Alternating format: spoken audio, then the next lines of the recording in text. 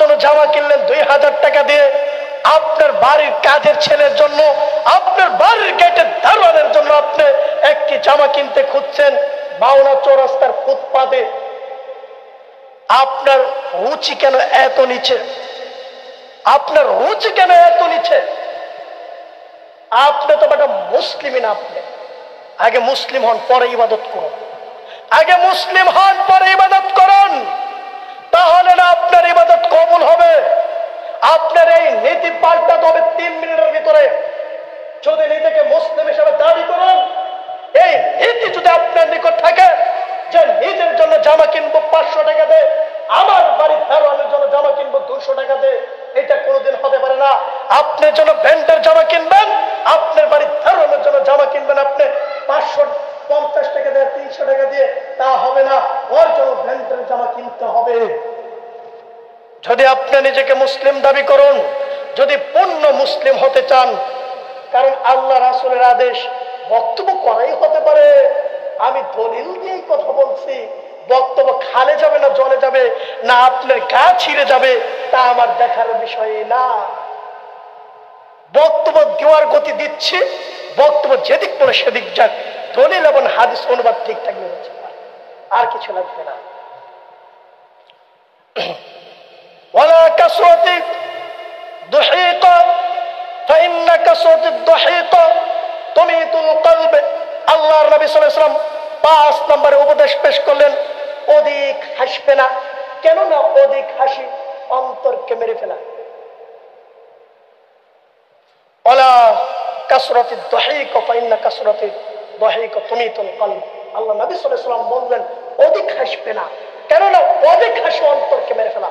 পৃথিবীর মানুষ তোমরা অধিক হাসবে না, তোমরা মুশকি হাসবে, কারণ রাসূল সাল্লাল্লাহু আলাইহি ওয়াসাল্লাম মুশকি হাসি দিতেন। মুশকি হাসি দেওয়া সুন্নাহ রাসূলের।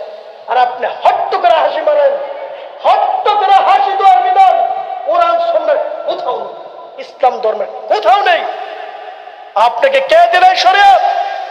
কে দিল আপনাকে হট্ট করে হাসি দিতে? কে শিখে দিল আপনাকে?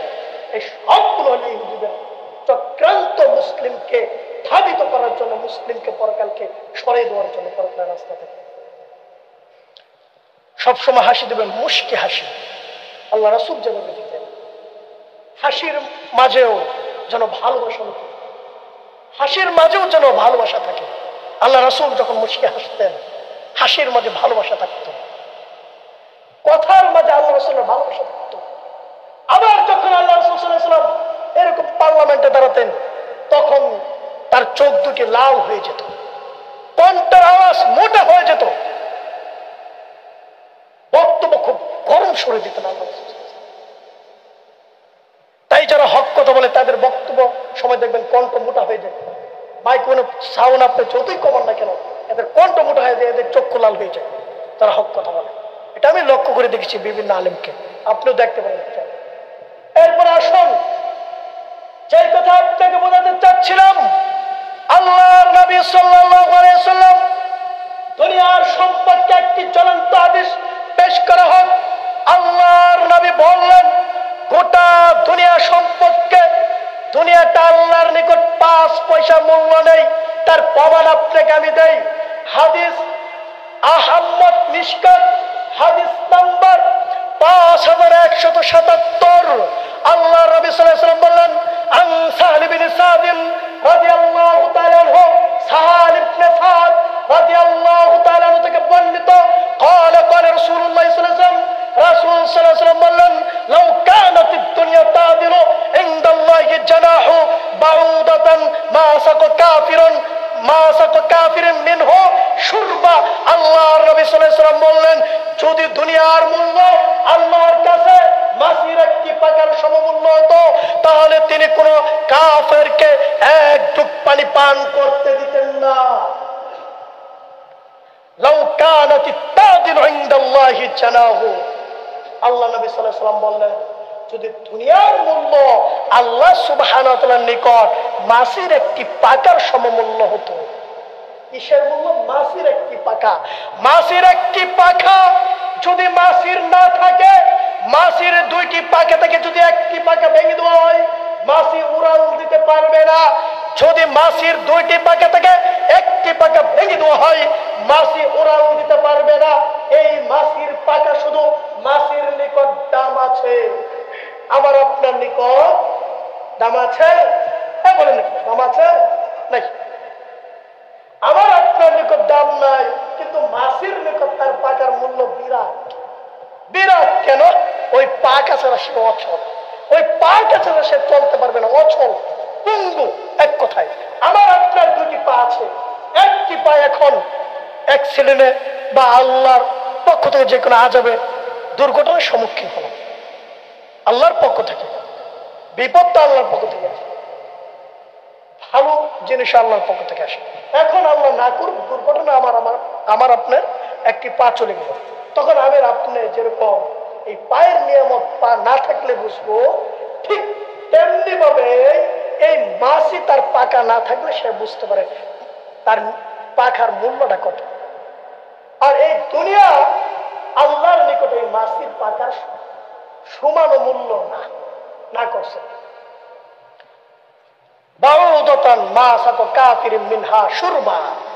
তাহলে আল্লাহ সুবহানাহু ওয়া তাআলা দুনিয়াতে কোন কাফেরকে এক ডুব পানি পান করাতেন না, কোন কাফেরকে এক ডুব পানি পান করতে দিতেন না।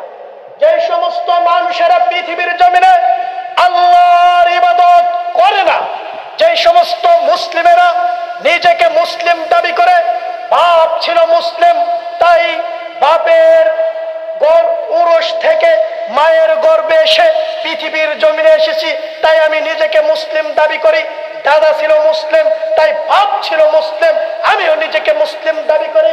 বেটা, তুমি নিজেকে যে মুসলিম দাবি করো, তুমি আল্লাহর বিধান মানো কিনা, রাসূলের বিধান মানো কিনা, তুমি ইসলাম ধর্মটাকে মানো কিনা, তা তুমি একটু বিবেচনা করে দেখো তুমি মুসলিম আছো কিনা। তুমিও তো কাফের বেটা। ফতোয়া ভুল হলো, ফতোয়া ভুল হলো না, হাদিসের এবারত দ্বারা মতো লিখে দিল, এবারত দ্বারা ব্যাখ্যা দ্বারা লিখে দিল। আপনাকে সাহস পেলে বসে দেখি কিরম মায়ের বেটা আপনি চ্যালেঞ্জ থাকলো আপনার সাথে আমার খাই। দেখি বক্তব্য উল্টে ধরে, দলিল দিয়েই তো দিলাম, বক্তব্য উল্টে ধরেন।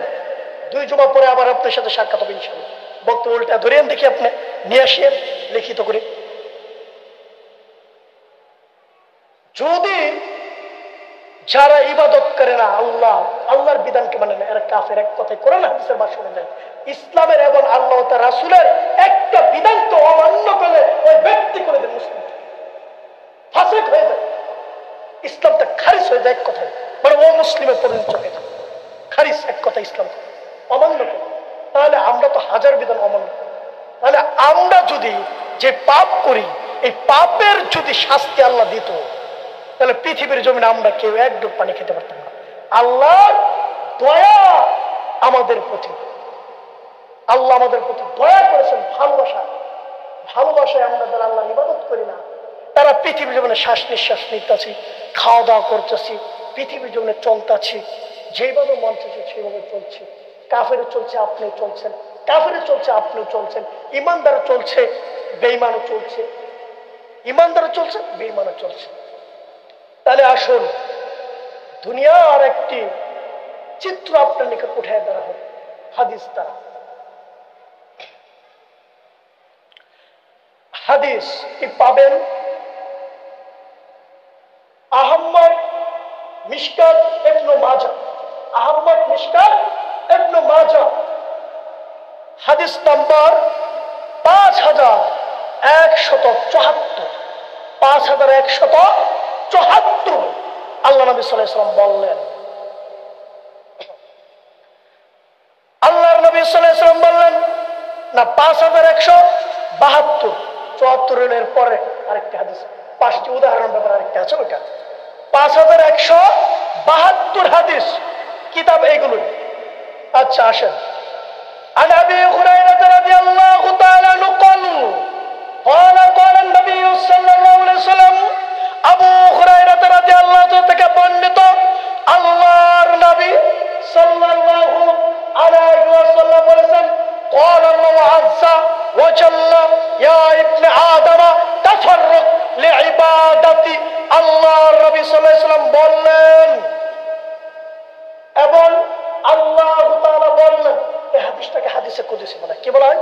যে হাদিসে আল্লাহ রাসূলের পরে বলা আছে আল্লাহ তাআলা বল, সে হাদিসটাকে হাদিসে কুদসি বলা হয়। হাদিসে কুদসি মনে রাখেন। বক্তব্য খালি শুনলে হবে না, শিখতে হবে এবং মেধা আঁকড়ে রাখতে হবে, আমল করতে হবে। শুধু আপনি বক্তব্য শুনবেন, আমি চিল্লাবো, আপনার ফায়দা হবে না, সেই বক্তব্য দরকার নেই। আমার বক্তব্য শুনতে হবে আমলের নিয়তে, বক্তব্য শুনতে হবে আমলের নিয়তে। ভুল হলে আমাকে ধরে দেবেন, আমি ঠিক করব। আমি আপনার কাছ থেকে শিখতে প্রস্তুত, আমি শিখতে প্রস্তুত। আমার তেমন বিদ্যাও নেই, যোগ্যতাও নেই, এলমও নেই। আমার আপনার জুতা টানার মতন আমার যোগ্যতা নেই। এইখানে হাজারো মানুষ আছে আমার সে বেশি এলম রাখে, অথচ ওর জুতা টানার যোগ্যতা আমার নেই। সাধারণ মানুষ কচু পাতার পানি যেরকম কচু পাতায় আছে, আবার পরে যাই টলমল করে কিছুক্ষণ পরে। আমি এরকম আছি, এখন কিছুক্ষণ পরে আবার পরে যাবো ভেঙে। এরকম কচু পাতার মতো কচু পাতার পানির মতো মনে করি। এরপরে আসুন যে কথা বলতেছিলাম, আল্লাহ নিজে বললেন, হে আদম সন্তানগণ, তোমরা আমার ইবাদত করো, আমি তোমার অভাবটাকে পূর্ণ করে দেব। পৃথিবীর মানুষ, তোমরা আমার ইবাদত করো, আমি তোমার অন্তরটাকে অভাব মুক্ত করে দেব। আল্লাহ নবী বললেন, হে আদম সন্তানগণ, তোমরা আমার ইবাদত করো পৃথিবীর জমিনে, আমি তোমার অন্তরগুলোকে অভাব পূর্ণ করে দেব এবং তোমার দরিদ্রতার পথ বন্ধ করে দেব। আল্লাহ রাসূল এই হাদিসে বাক্য বললেন, আমলা সদরকা গিরান ও আশুদ্ধ ফাকরকা, তোমরা আমার অন্তরটাকে খাস করে দাও। আল্লাহ নবী সাল্লাল্লাহু আলাইহি ওয়াসাল্লাম বললেন, হে আদম সন্তানগণ, তোমরা আমার ইবাদতের জন্য তোমার অন্তরগুলোকে খাস করে দাও, আমি তোমার অন্তরটাকে অভাব পূর্ণ করে দিব এবং তোমার দরিদ্রতার পথ বন্ধ।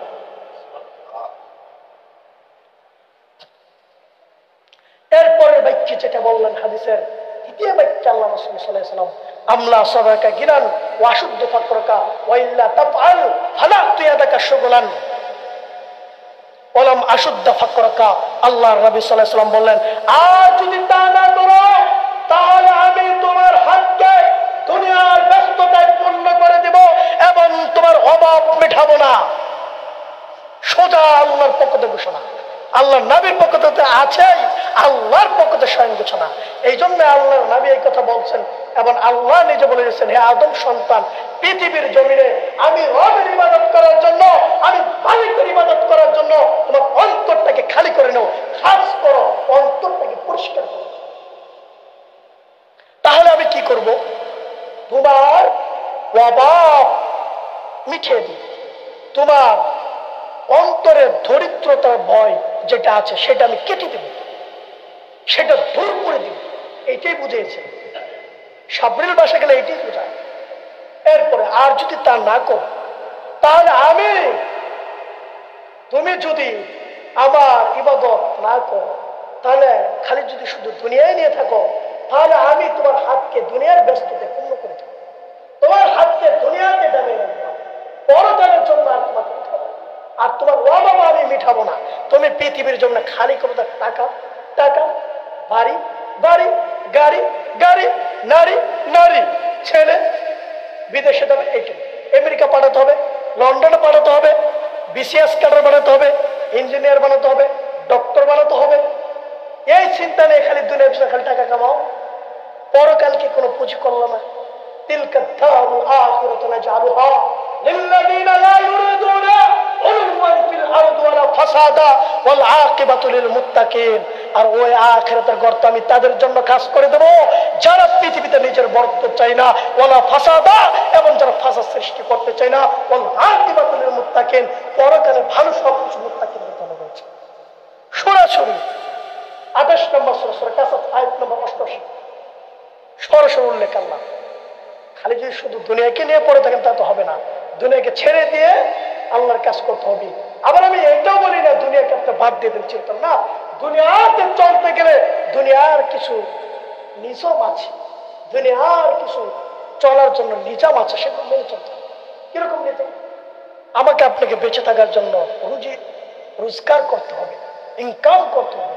কিন্তু এই ইনকামের পেছনে ছুটে যদি আল্লাহর রাস্তাটাকে ভুলে যায়, কোরআন সুন্নাহর রাস্তাটাকে ভুলে যায়, এক কথায় পরকালকে যদি ভুলে যায়, তাহলে ক্ষতিগ্রস্ত। তাহলে দুনিয়ার জন্য ক্ষতিগ্রস্ত হলাম, পরকালে হলাম। যে অর্থের জন্য, স্ত্রীকে খাওয়ানোর জন্য যে অর্থ, যে রিজিক খাওয়ানোর জন্য, ভালো জামা পরানোর জন্য ছেলে মেয়েকে আপনি যে অর্থের পিছনে ছুটছেন, যে দুনিয়ার পিছনে ছুটেছেন, সেই দুনিয়ার 5 পয়সা মূল্য আল্লাহর নিকট নেই। আল্লাহর নিকট 5 পয়সা মূল্য আছে কোনটা? আপনার ঈমান ও আমল, আর কিছুই নেই। দুনিয়াতে যত টাকা কামান কোনো কাম হবে না মৃত্যুর পরে। তাহলে আসুন এই বিষয়ে আপনাকে বলে দেই, কাজে যে আসবে না। হাদিস নিয়ে যান, হাদিস বুখারী মুসলিম মিশকাত 5167, 5167। عن انس رضي الله تعالى عنه قال رسول الله صلى الله عليه وسلم, আনাস রাদিয়াল্লাহু থেকে বর্ণিত, রাসূল সাল্লাল্লাহু আলাইহি ওয়াসাল্লাম বলেছেন, ইতবাউল মাইয়িতা সালাসাতুন ফারজু ইসনানি ওয়া ইয়াবকু ওয়াহিদাতুন ইতবাউহু আহলুহু ওয়া মালুহু ওয়া আমালুহু ফারজিউ আহলুহু ওয়া মালুহু ওয়া ইয়াবকু আমালুহু। আল্লাহর নবী সাল্লাল্লাহু আলাইহি ওয়াসাল্লাম বললেন, ইতবাউল মাইয়িতা সালাসাতুন ফারজু ইসনানি, 3টি জিনিস মৃত লাশের সাথে যায়, 2টি ফিরে আসে এবং 1টি তার সাথে থেকে যায়। 3টি জিনিস আপনার সাথে যাবে, 3টি জিনিস আপনার সাথে যাবে। আপনি যখন মারা যাবেন পৃথিবীর জমিনে, তখন 3টি জিনিস আপনার সাথে যাবে, 2টি জিনিস ফিরে আসবে, 1টি জিনিস থেকে যাবে। 2টি জিনিস ফিরে আসবে, 1টি জিনিস থেকে যাবে। বক্তব্য শুনুন, সামনে নিয়ে যান। ويبقى واحد يتبعه أهله وماله وعمله। আল্লাহর নবী সাল্লাল্লাহু আলাইহি ওয়াসাল্লাম বললেন, তার সাথে ভ্রমণ করে আত্মীয় স্বজন, কিছু মাল সম্পদ এবং তার আমল। ওয়াইবকা আমালুহু মালুহু ওয়া আহলুহু ওয়াইবকা আমালুহু। আল্লাহর নবী সাল্লাল্লাহু আলাইহি ওয়াসাল্লাম বললেন, পরে তার জাতিগোষ্ঠী ও মাল সম্পদ ফিরে আসে এবং থেকে যায় তার আমল।